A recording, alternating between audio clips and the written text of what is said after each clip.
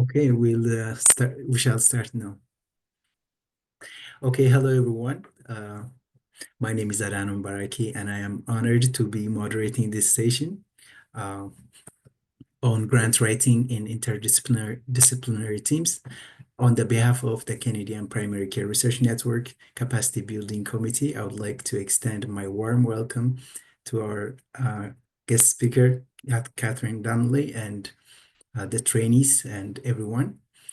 So before we begin, I'd like to acknowledge that I am joining you from Kingston, which is situated in the traditional territory of Anishinaabe and Haudenosaunee people.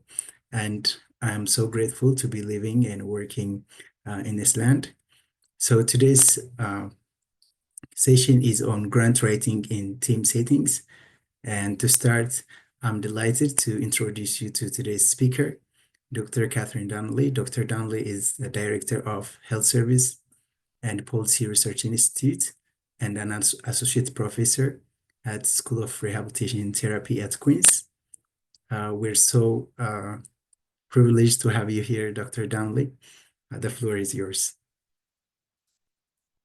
Everybody, well, it's a small but mighty group. So I have slides. I almost hesitate to put them up because I feel like in some ways it's much more of a conversation than anything. But for what it's worth, I'll put them up and I'll sort of work to take them down back and forth. Okay, so let's.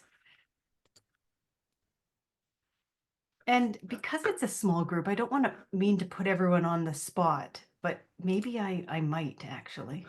If people don't mind, and I think I'll stop sharing and we'll do this before we get going, because as a team sport, I feel like part of the critical pieces of really working together is to know each person's perspective, where they're coming from. So I really feel like that's what I'll bring forth too, how important I feel that is. So I'll just build on what Adana was saying. I'm an occupational therapist by clinical training. And so that's never really far from your mind. You are trained in a certain way. So you have this lens that you bring to every team. So I bring the lens of an occupational therapist, and I bring the lens of a primary care occupational therapist more specifically. So that's the setting that I traditionally work in. And from another lens, I work with older adults and aging. So again, when I think about if someone asks me to a team, I think they're bringing me to a team with those lenses. And I guess my other lens they might bring me to a team for is I do a lot of mixed methods. So I've done large data sets, qualitative, but usually do them together. So that's the first thing when I am invited to a team. I think to myself, I wonder why they've asked me. Like, I wonder what my contribution is to this team. So sometimes I'll be explicit, but I also am explicit if I invite somebody. I'll ask them and say, I really would love you to join because you bring ... So with that in mind, I wonder if we could just do a quick round of quick introductions, just a little bit, your name and where you're coming from. And then I'll go from there. Caitlin, you're sort of front and center, if you don't mind. Sure.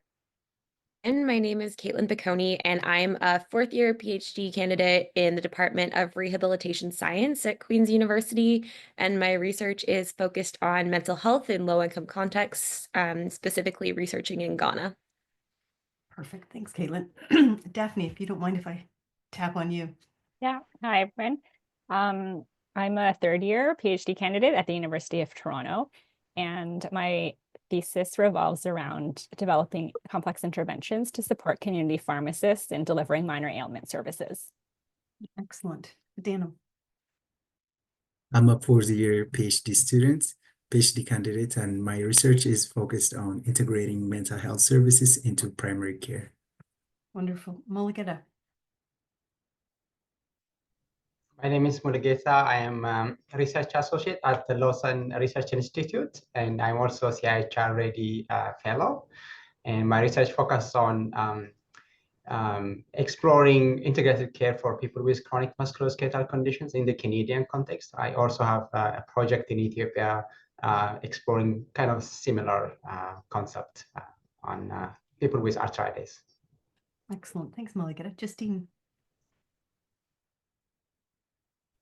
Hi, happy to be here. I'm a postdoctoral fellow at IWK Health in Halifax, Nova Scotia, and my research is focusing around enhancing the medical and psychosocial outcomes for women plus and parents using e-health technology. And I'm interested in this talk particularly because I come from the alternate lens of you, Catherine, of like the social science researcher side into the clinical team. So I'm interested in hearing your perspective. Wonderful. Thanks, Justine. And Earl, Jamie, and Denise, I know you're off camera, so no pressure, but if you want to open your camera up and a quick intro, that'd be awesome. Denise. Hi, I'm a doctoral student at Royal Roads University, but I'm based in Toronto, and my research is on physician burnout in primary care, but at the meso level, at the organizational level. Wonderful. Thank you. Interesting. And Earl and Jamie, no pressure, but if you were there, feel free. If not, I will keep going. Okay. And Justine, I sort of see as an occupational therapist, we straddle social and health, and my PhD was in education, so I sort of see myself coming from multiple perspectives too. Okay. Okay, with that in mind, I'm going to explain why I put this slide up. And I did this with intention. I remember a number of years ago when I first started at this gig. I've been at the School of Rehab since 2004, just to kind of contextualize also like my lens on grant and grant writing.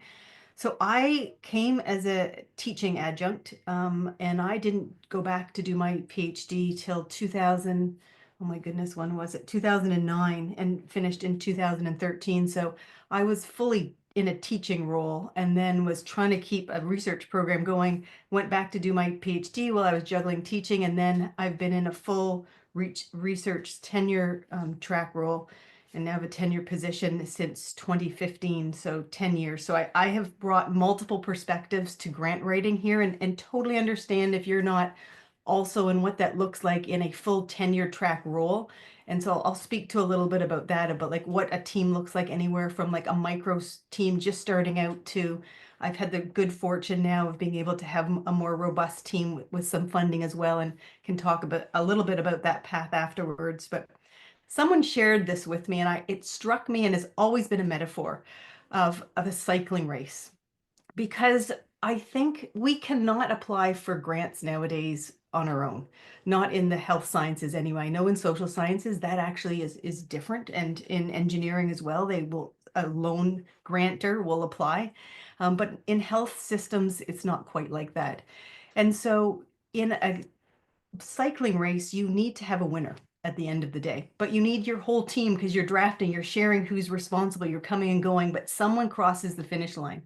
And so this is the tricky dance, I think, that people don't talk about when we talk about team writing. Like, you need the team, but someone's going to be the person who's actually the nominated lead, who gets potentially all the glory. And that is why you need to be very cautious when you're working with a team, to make sure that you share that glory, that the workload, but also the excitement that comes with the success of a team too, so that you're just not the name finisher. So I just bring that because there's kind of competition within the team, but you're still working together. So I think that's just wanted to put that up front. There's a lot of implicit rules in academia and grant writing. So I might share some of those, what I see as some of those implicit ones, and make those explicit. So these were the objectives. I also put not just common challenges, but opportunities. And if we have time, I'll also share an example from my own grant writing and just take you through some of those. I had to smile. I was like, I'm going to look up grant writing process. And I saw this lovely, very linear visual. And I just laughed to myself, because that is not the process at all. So if you hear of anyone who says grant writing is a linear process working with a team, you should question them immediately. I think it's more like herding cats, frankly, in terms of like, how do you collaboratively work together? I'm going to say also, there is no one way. I'm sharing what I have learned over 20 years of working everywhere, from very early starting out to now working with a bit bigger of a team with resources to support me. Yeah, and it's still very fun to do this. I must say, I always have a grant on the go, if not one, multiple grants that are under review. So I think grant writing is just like a core part of our job. If we want to make an impact, we have to have funds to do research or something of some sorts of, like, you know, it doesn't have to be huge money, but always be thinking of like, where are my resources coming from so I can work with people so we can actually make some change in the system. So I thought I'd, you know, like a good researcher, we have frameworks. I thought I'd bring two that I think actually are quite helpful. This just is a refreshed framework from CHR, the Institute of Health Services and Policy Research.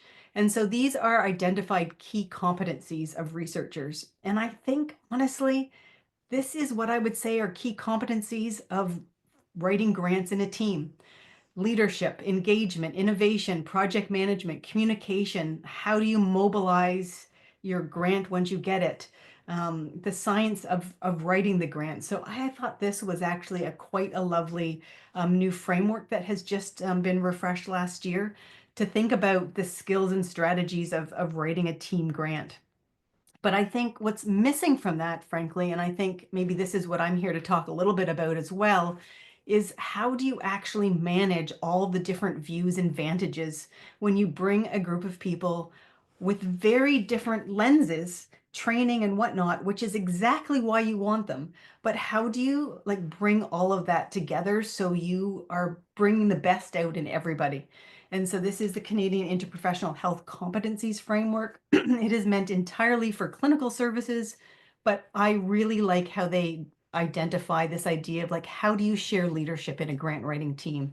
How do you manage a team, a granting team, role clarification, and how do you deal with differences, especially in a grant writing team that is very fluid and can come and go? So I'll just stop here, but I was thinking like, what are some of the key challenges? And so I think for me, these are some of the key challenges working in a team environment for writing grants. So it's the wrong people, the wrong team for the grant. And I'll talk a little bit about that. So back to my biking analogy, you know, you want the right people for the right race. And so if it's a flat race, a hilly race, anyway, you get my point. But the different backgrounds. There's, I think, can be lack of engagement. So I think it's the just right size team. If you have a monster team because you think everyone's CVs are what you need, you're going to have people on the periphery that aren't engaged. And you're just going to have to be okay with that too. And just thinking about how and why you bring people together. Um, Unresolved differences in approaches. So again, broad perspectives are amazing. That's the whole point of it. But sometimes, depending on who you're working with, there might be tensions that are unresolved. For instance, if people have different methodological approaches that are just at odds with each other and you can't quite move forward. I think if people don't understand their role, and again, this idea of like when you reach out to build your team, being clear in your mind and also being clear with the person about why you're being asked. So, like if someone said, Catherine, I really would like you on the team. We're doing something on older adults. We don't have someone on primary care. We want to bring that primary care lens. Or maybe someone's doing something on team-based care, but they don't have a focus on older adults and they would like me to offer that perspective. So, again, I think it's really important to know why you're putting a team together for your own sake and be clear with that for people. And I think some of the other key challenges, if you yourself haven't nailed down your processes for how you want to work in a team. And so really being clear and explicit with yourself on how you write a grant. I have to confess, it's not the best. And a lot of people do this are last minute. And so like as much as you can move that process up, whatever sort of tricks you need to give yourself, that is the best way to also engage a team. So I'll talk about some of those strategies. So I kind of broke it down for my own self and I put this kind of watering analogy too, because like at all times you're watering your team. Like at every stage you're thinking about who your team is, you're reaching out. If you're searching for opportunities, you need to get your team excited so they're also searching. You're building your team, you're maintaining your team through the grant writing, and even after submission, reaching out to them.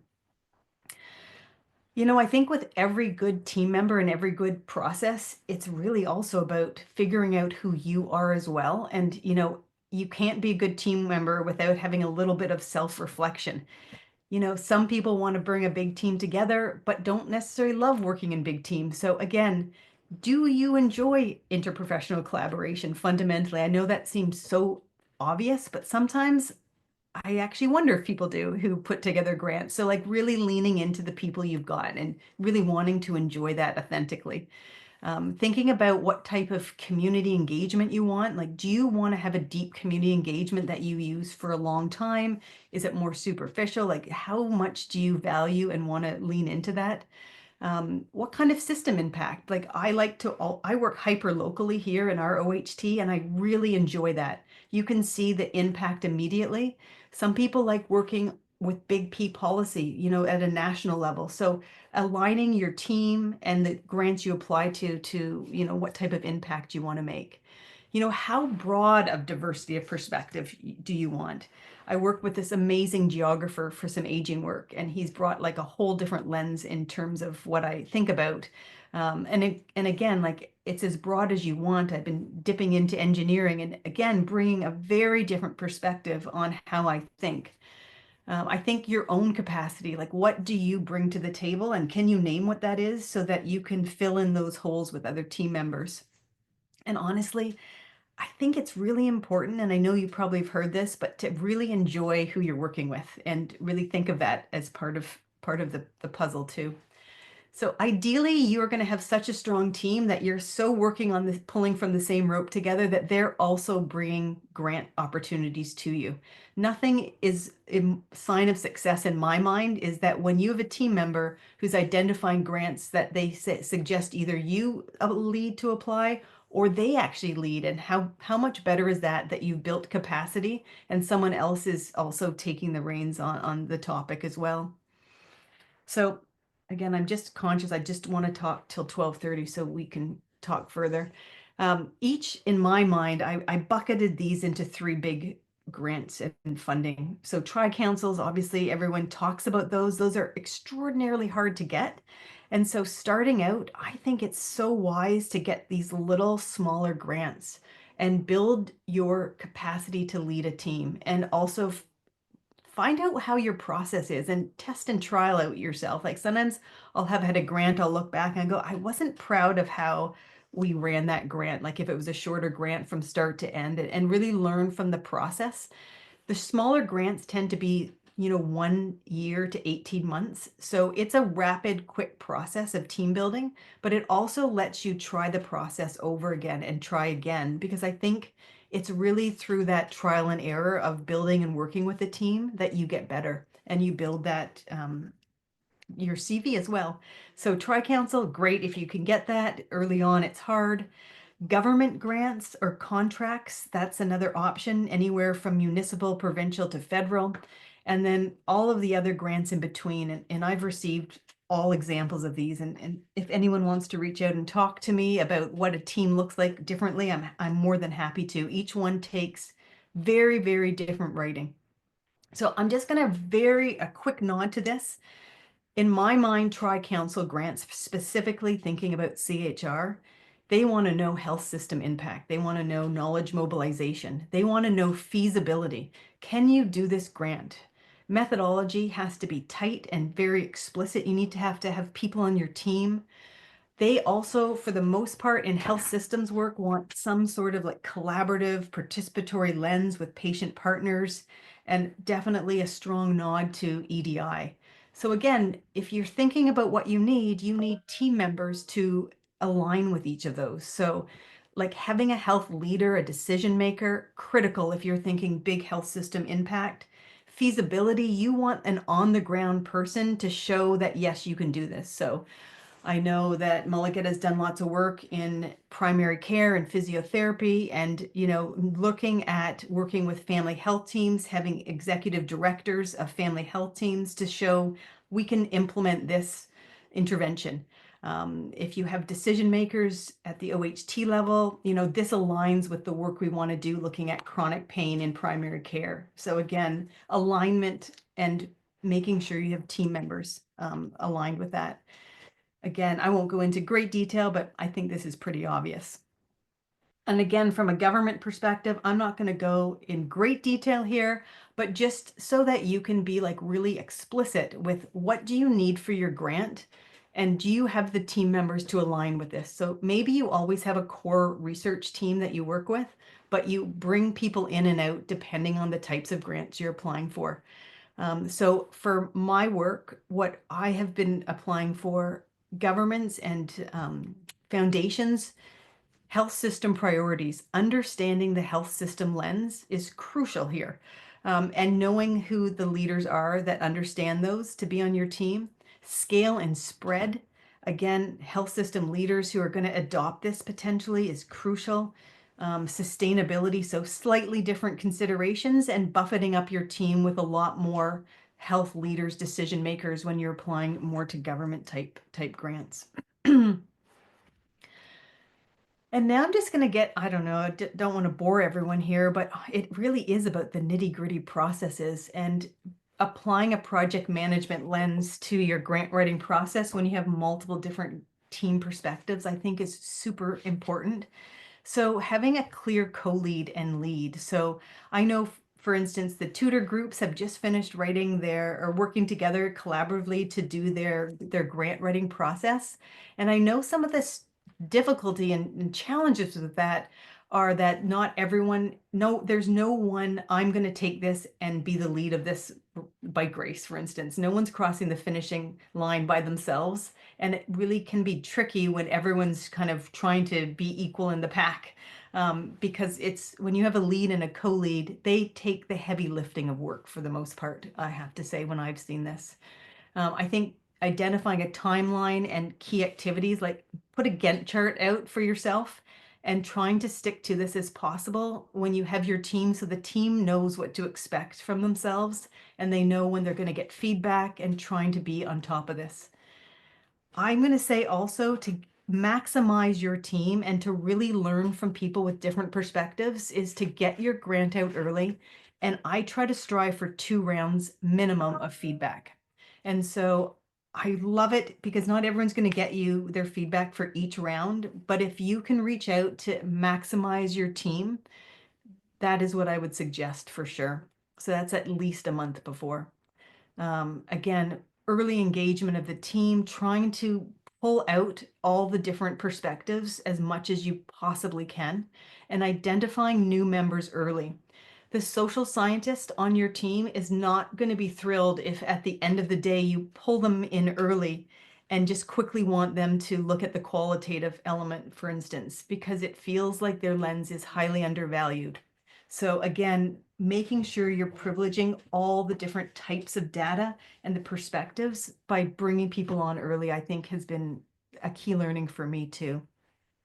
And I think really trying to create a positive experience for everyone. So spending time getting to know people, understanding where their perspectives are, and trying to be as organized as you possibly can when you meet and share information. So again, I'm going to say this is how to work in a team.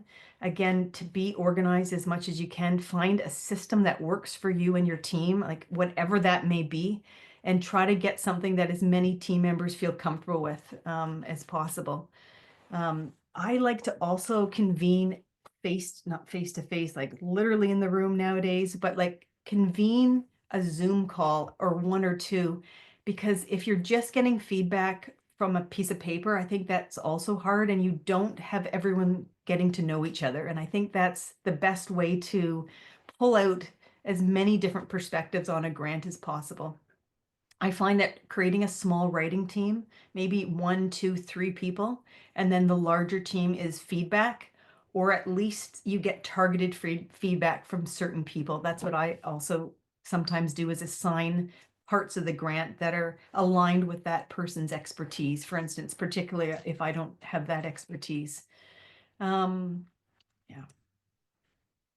I promise I won't talk for too much longer. I think some of the key supports you can provide your team when you're writing from multiple perspectives, if they're not familiar with CHR, for instance, maybe they know SHRC more, maybe they know NSERC, help them through the CV requirement process. Nothing is more frustrating than, if I'm getting pulled into another CV module of things that I'm not familiar with. It can be very helpful if they assist me. Letters of support, if you can help draft those for people on your team, that's wonderful. And I'm going to say, I put this as your long-term goal is to, if you have some little funds to help you, pay someone to help you put your grant together and help that person be that point person for the team. So I think responsiveness is so important so people can feel valued. And sometimes you can get bogged down in life.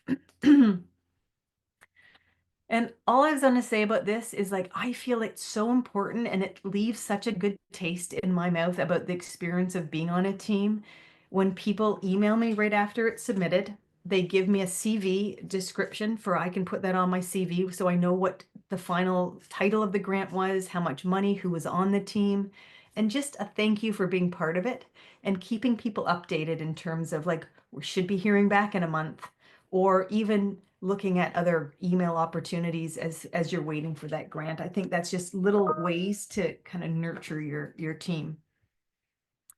And so I'm going to say, as an early research collaborator, so that's all if you're running your grant. But if you're that early research collaborator and you're not submitting a grant, but are being part of a grant, I just thought I would say a few things here. Be that person the PI does not have to worry about. And I'm not saying I wish I'm always this person either. But if someone invites you to grant, submit your CV early. Offer to assist in the grant process. You know, give feedback quickly and make it meaningful. Don't just say it's great. You know, people want to actually hear your perspective. That's why they asked you.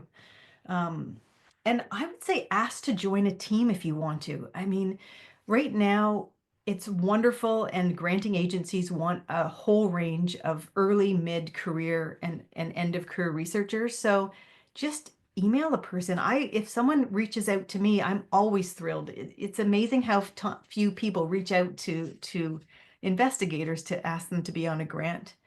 And then I would say build your network. So like coming today, going to conferences, volunteering, all of those things. And I would say think of networking as something you really enjoy. Like I thoroughly enjoy going to conferences and connecting with people. And I think people can see the authenticity. So don't worry about going up to someone and talking to them. All of these resources are available in terms of thinking of working through teams. So if you could do any grant training, there's lots of online resources at CHR. Your research services will have lots of webinars and supports. I feel like the tutor going through that grant, as hard as it can be, is a good example of how challenging it can be to write in a team environment. And I think I've planned it right. I have 2 minutes left. And so I just wanted to share, I've applied for and have been very fortunate to receive a number of grants over my years. I thought I'd share this one because this is an example of a small germination. It's been 8 years I've been working with this same team now. And we started off with like tons of failures. Probably submitted about 5, 8, 10 grants that didn't get success. And then we received a grant in 2018 was our first grant. And we have now received in the last, I guess, 8 years, $10 million in funding over the last 8 years of all different sorts. So this was working with a older adult group in Kingston. It's very much primary health care, looking at aging in the community. It's a neighborhood-based solution that's focused on older adults being empowered to develop and run programming where they live, and really an integration of health and social care. These are the core research team members that I have. We have together collaboratively. Vince and I have been the leads of this larger group, but there's been lots of little spin-offs. So the core universities are Western, Mac, and Queen's. We span physical therapists, we span nursing, occupational therapists, older adult community members. That's our core sort of perspectives. We've added over time health economists, geographers, education, evaluation. So this is our core team that we always come back to, though. And again, we meet on a monthly basis. Sometimes we meet more. We meet as a group in person at least once a year as well. And this is all the different grants that we've received, and these are all of our community partners. There's actually more than that, but these are some of our core partners across Canada now. So we've had grants from all different types of philanthropy, foundations, tri-council, ministries, federal, on provincial. So if anyone ever wants to hear how we've pitched and wrote things differently for different audiences and what the team has looked like in all of those different ones, I'm more than happy to speak of that too. But I wanted just to take till 12:30, so I'm going to stop here. Thank you so much, Dr. Donnelly. This is a very insightful presentation. Now we'll switch to the trainees. Dr. Mulugeta, yeah, the floor is yours. Thank you very much, Catherine. It's always great learning from you. And I just want to say that, that sometimes we don't, give more credit or, proper acknowledgement to people who have influenced us. And I would say that Catherine has influenced me to reach where I am today. I'm in the health system space, and I wouldn't have even imagined in the first place if it was not for you. So I'm really grateful, and also great to learn your grant writing experience and all of that today. So but it's also hard to speak after you, so I'm only going to share just a few experience, I think, as a trainee, and but also a perspective from as an international educated PT, and also someone who has worked in developing countries. And I love collaboration, and I believe in collaboration, but also that's a very whole different level of collaboration when you are going to collaborate with researchers from all over different countries. So maybe I'll just share my PowerPoint here, and I'll go through that very quickly.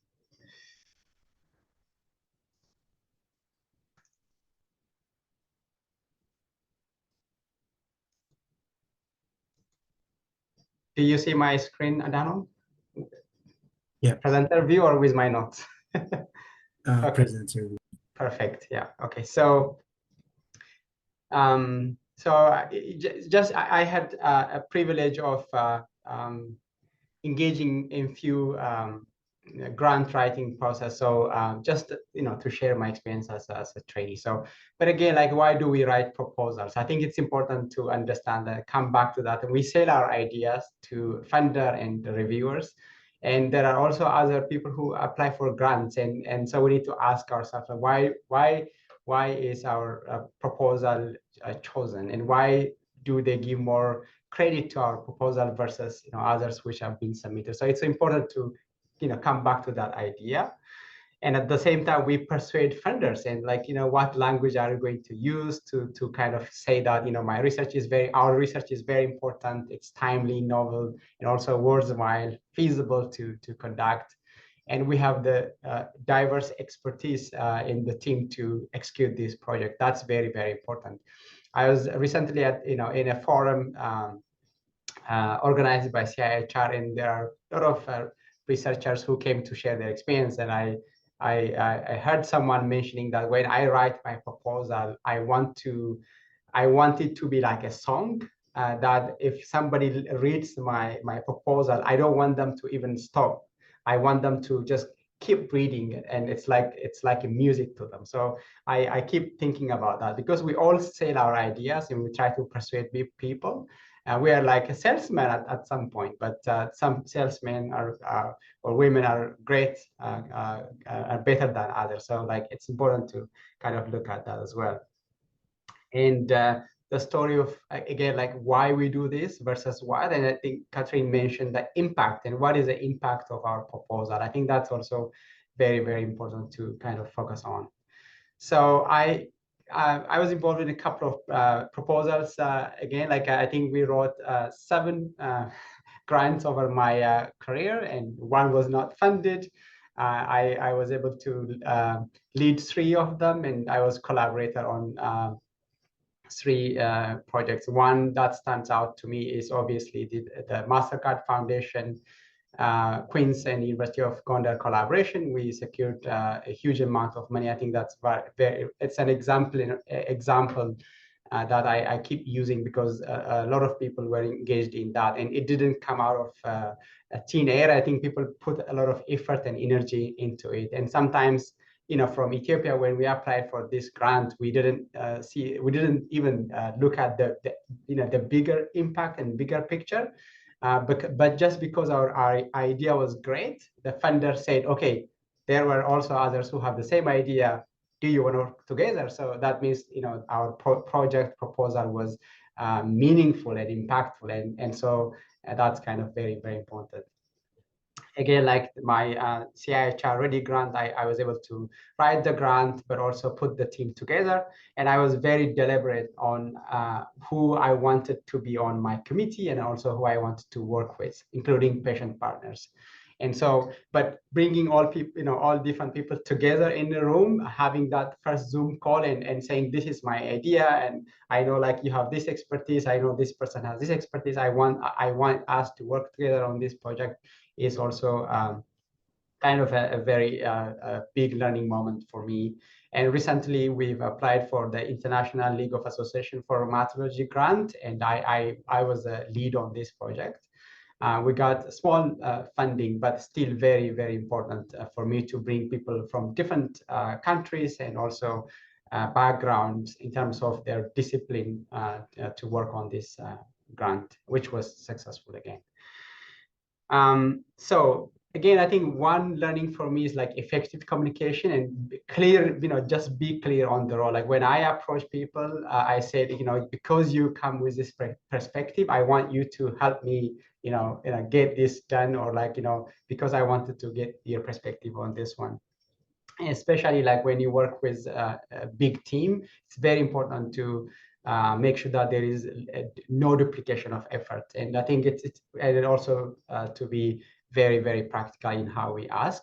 As a trainee, there is always an imposter syndrome, and I think finding your voice in a successful team of researchers is hard, and because you would think that you don't have a lot of perspective, or like it's hard to kind of bring your perspective there. But I think it's important to understand that we all have backgrounds and perspective that we bring into the team, and don't shy to ask and say like I'll come with this perspective. So I think that's very important. Coordinating team and a big team is also hard. I don't have that of a bigger experience like Catherine, but even with smaller projects, I think people are pulled into different roles and they have their own work, but like how do you bring them together, and people have different ideas, and like how do you reconcile, especially if you are taking on that lead of like writing and editing and doing that is very, very important. It's hard, especially when you're a trainee or like an early career researcher, I believe. And important to have clarity on the application process. The steps and requirements are very, very important. It shouldn't be undermined. And this was a huge emphasis when I attended the forum. People say like, most people focus on the science, but they really don't attend to the guideline. And that is very, very important to see. And I saw that again in my application as well, in my grant applications. And obviously, I think it's important to understand the context, especially if you are collaborating. And I say this because as a person from developing countries, you have to also convince the funder, but also like the team from, say, like Canada or Australia, if you're working together. The feedback that you get may not be really in alignment with what is happening on the ground. But if you are the lead, then you need to take that role to explain that and justify that properly as well. Wins and rejections are very common. I think that we need to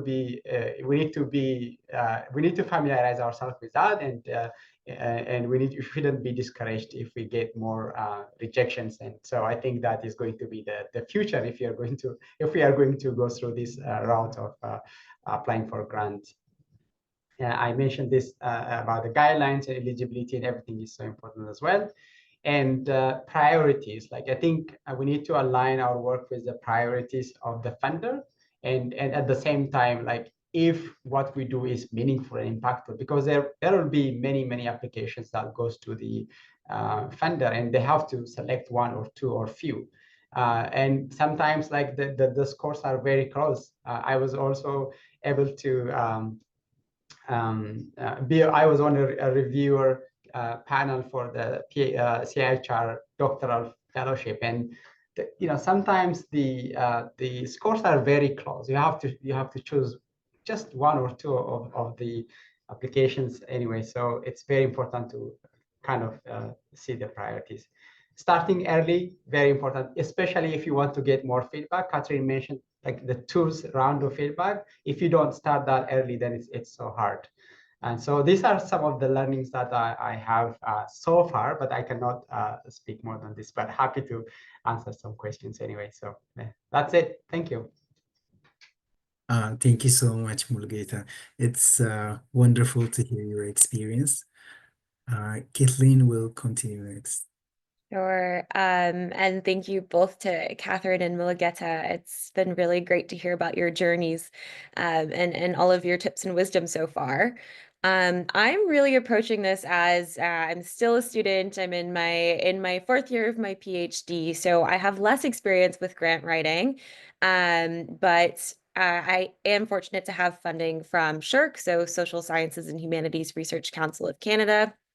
And before I get started, I'll give credit where credit is due and say that I have an incredible supervisor who is really accomplished at accessing grants and securing grants. So through her continued mentorship, I've learned a lot about grant writing, and everything that I'm going to share in the next 3 minutes is lessons that she's taught me.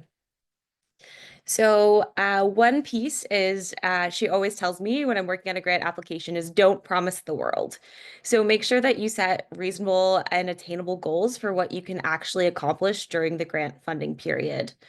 And it's also really easy to inflate the outcome of your project. So, for example, saying, my project's going to help obtain sustainable funding goal number 3, good health and well-being. But actually try and be a little bit more nuanced and precise with your language, and kind of shift how you're explaining what you can accomplish. So my research will contribute to understanding mental health in the Ghanaian context, which is an important step towards achieving good health and well-being. So just making sure you're as precise as possible. Another thing that I've found helpful is making sure that you're showing that you are well supported in your position, because funders want to know that their money is going to somebody who's in a position to accomplish what they've outlined. So this means it's really important to show that you're in an environment where you're going to get that support and that help you need to accomplish your goals. I think it's worth taking a couple lines in your application to talk about your supervisor if you are a student, and the program itself. So is your supervisor a Canada Research Chair? Do they run a scientific center? Things like that can all help. And think about too, critically, how your coursework will help set you up for success in accomplishing your dissertation goals. I know both Mulugeta and Catherine have spoken about this, but taking the time to research the grant funding organization is really, really important. You want to try and mirror their language back to them as much as possible. So for example, on the SSHRC website or in SSHRC funding, they don't use the word health. So my research is all around mental health, but instead of using the term mental health, I spoke about psychosocial well-being, which is, very similar. I'm talking about social supports for mental health. So it is very much fits within the kind of the mandate of their funding, but just shifting to that term made myself actually eligible for the funding. So that's an important piece too. And then lastly, this was mentioned again, but don't be afraid to try a funding application again. I did SSHRC twice. I remember getting the rejection the first time, and I was so devastated.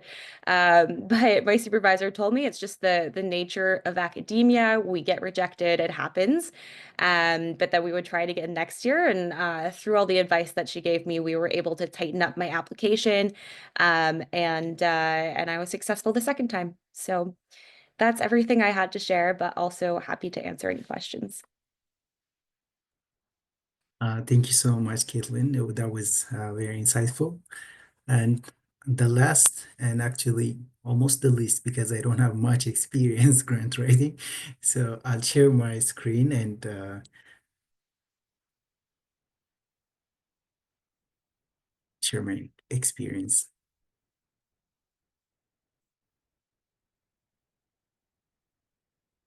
Can you see my screen? So this is a project that me and my colleagues have done a couple of years ago. So this is assessment of the research capacity of clinical midwives and exploration of applicable approaches to improve it. And this actually, the main reason why I'm presenting this one is I just want to share my experience in terms of brainstorming and coming up with research ideas. Me and my colleague were having a discussion trying to come up with a research idea where we can write a proposal and submit a grant application. And we were not able to come up with something very good. And we asked each other, who do you think knows the health system and the challenge better? And like our conversation led to, the clinicians know the problems they are facing, so they should know better. But do they do research? I don't think so. So why don't we assess that? And we write a proposal to assess the knowledge and capacity of researchers, midwives, conducting research. And we applied for a grant. It was a very small one, which is 7,500, uh, which is sponsored by Johnson and Johnson. And we assess the research capacity of clinical midwives in Ethiopia and explore practical approaches to enable midwife-led research. And it was a very rewarding kind of experience because we managed to uh, do a pragmatic research, which is both qualitative and quantitative. We did a survey and focus group discussions and interviews. We did statistical analysis and thematic analysis to come up to identify the challenges they have and possible way of intervening to these problems. And we published 2 papers from that small grant, and it was a very wonderful learning experience. And from that process, what I learned is it's better ideas always come from brainstorming together. And interdisciplinary collaboration also needs to push boundaries and to be more open-minded in terms of understanding where the other person is coming from, because different fields, they understand and validate knowledge from using different methodologies. So that was my key learnings. I'll keep it very brief so that we can have time for discussion. Now the floor is open for Q&A. Anyone who has a question, you can unmute yourself and ask the question. You can also type in the chat.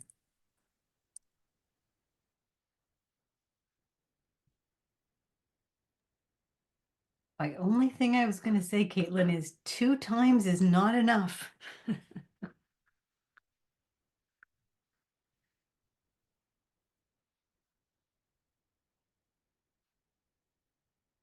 I know for a scholarship, you don't have the timing window, but I guess I'm saying if you have a grant and you have a good idea and you have a team with you, I would say stick to it. I think like after 5 times, like I know that sounds like a wild commitment, but it takes a lot of time, particularly the tri-councils. I consider it a team building exercise. So I might ask one I can ask question. a question. Okay, Oh, go ahead. go ahead. I guess, Catherine, I was wondering, in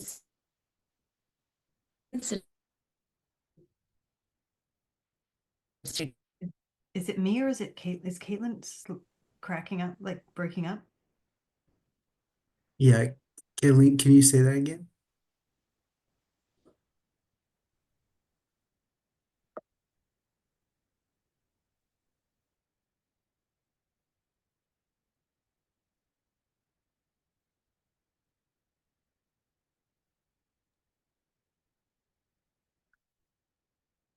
Kaylin, you're muted. Okay, I'll go ask my question and Kaylin will go next. So, so based on your experience, Dr. Donnelly, what do you think makes what makes grant applications stand out? Coherence and clear, simple language. And so I think the main thing is like you want to make that anyone on the grant committee can pick it up and read it. And you don't want to have too many acronyms. You don't want too much jargon. You want the most simple language and a manageable grant that you can have. Just to pick up Caitlin's experience, like I love a small, tight grant that you're not promising everything. You don't have a bajillion phases to the grant that you're trying to figure out how they all go together. So I think just making it very clear, like you can still have a large project and ask for lots of money, but again, it's a very focused, tight project. I know everyone at Danum knows this, but I know this is the smallest thing, but if I see a grant with so many acronyms that I can't follow, I feel like it's like a red herring for just not being clear.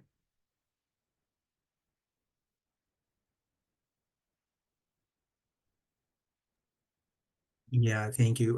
Mulugeta was also mentioning being more clear and better communication in improving the chance of winning a grant. And I'm going to say reviewers get grumpy. And so if you just picture a grumpy set of people reviewing grants because they have so many to go through, they just want a really nice, clear grant. They're like, oh, I understand this. Yeah, I just want to add on this one. I think this is again like from what I heard at the Ready Forum, and it's almost like a kind of a consensus, like by the researchers. They say that reviewers will not, for example, wake up in the morning to read your work. They read it maybe like when before bed, and they're already exhausted. So if your work does not speak to them in a language that they understand, then there is a chance that they will give you a low score. So like it's like a music. I think I like that analogy because like you don't get tired of it. And so like, if you want to jump from one paragraph to the next paragraph, it should be simple, like the simple language, but then it doesn't come easily, right? I think we need to keep writing and have that experience. Yeah, so, but that's kind of very important. Can I ask a question again? I think from, maybe like while I'm unmute. I think sometimes like we get very ambitious with our project. So how do you like balance between being ambitious and being realistic? Because you need to be also ambitious, and so we need to. Sometimes we wanted to show like, oh, our idea is novel, like, and we wanted to do this and that, and kind of show the future. If we do this kind of work in the future, this kind of work will lead into the next one. So how do you balance that as someone who had that experience? I think that is like coming from your own internal ability to write your own like research strategic plan, honestly, is to know where you're going to and know where this project is in the pathway to get there. And so the grant doesn't have to be the whole pathway, but the more clear you are in what nugget this offers you in your final goal. And like you could even actually explicitly, and I have done this, like this is the first stage of like my planned goal to do this, and I need to first get this step done. And so I think there's certain methodologies that align to that too. And this is the alignment and coherence. So like in my mind, you either do like you could do a qualitative study to get the perspectives and understanding the lay of the land, or use large administrative health data to understand like the population, like broader population issues. So like, again, like methodologies should align with the stage of the grant as well. And again, like that coherence piece in my mind.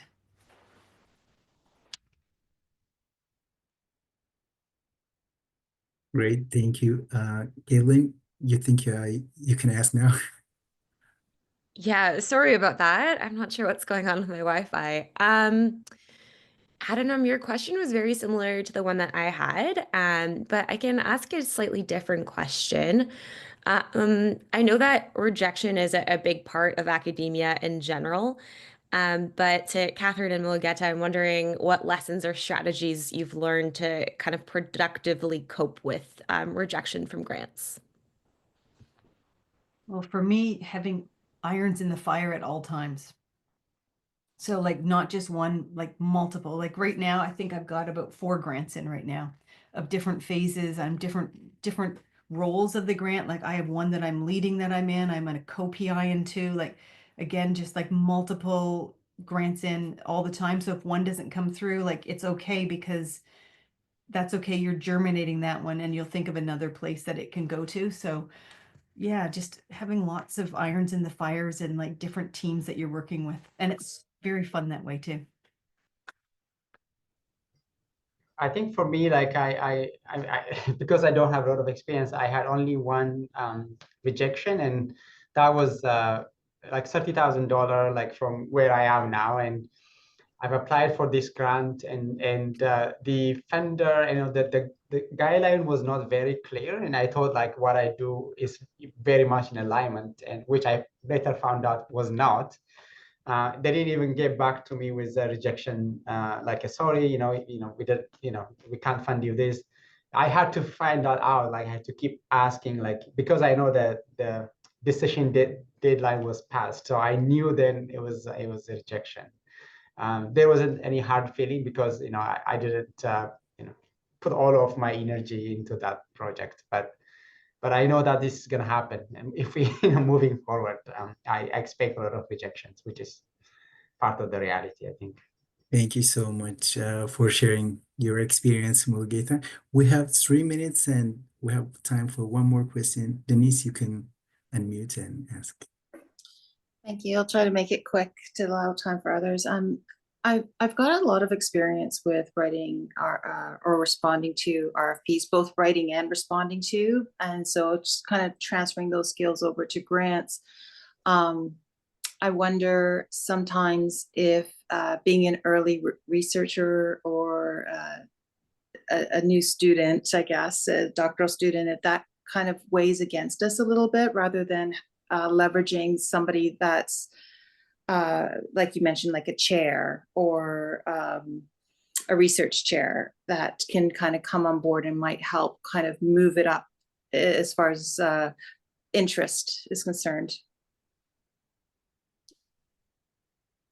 Yeah, and when you say that, Denise, thanks for that question. Are you thinking that the interest would be because it would have more clout potentially, like as by being reviewed, or do you think that they might bring more expertise? Not so, potentially more trust in that the funds are going to create the impact that they desire. There's a reputation, and so there's lower risk for them as the grantor. Yeah, I think it depends on the grant too, in all honesty. Like I think of the Tri-Council as being very supportive of early career researchers to the point of like you're privileged actually in terms of like you get extra scores for being like early career researchers. So that's a great place to be the lead and have a senior person come on maybe as a co-investigator. It might be more in like a government grant where they're like, okay, I trust and know this person. We've given grants out to them. But I think I wouldn't feel as long as you can show that they're mentoring you, I don't think you should step away from a lead role, frankly. Okay, because I wonder where to promote my experience and where to try to downplay it a bit because I'm in a way switching careers. So I don't. I try to balance what is going to be helpful. I think bringing on like someone who's people are familiar with, depending, but in a grant committee, not everyone, like I don't think that is as big as issue as long as you've got a team that's showing you're supporting around you. That's what I think is. Okay. Thank you. Thank you so much. Thank you, Dr. Donnelly, for generously sharing your experience and valuable insights. And Mulugeta, Caitlin, and everyone in the call, thank you so much. This has been a very powerful and eye-opening kind of conversation. So when you exit the Zoom call, there will be some evaluation form. Please give us your feedback And we're also excited to invite you for our next session on May 20, featuring Dr. Holly and Dorothy. We will be diving on patient-oriented research in primary care. Thank you so much. I'll see you next time. Bye, everyone. Thank you, everyone. Have a good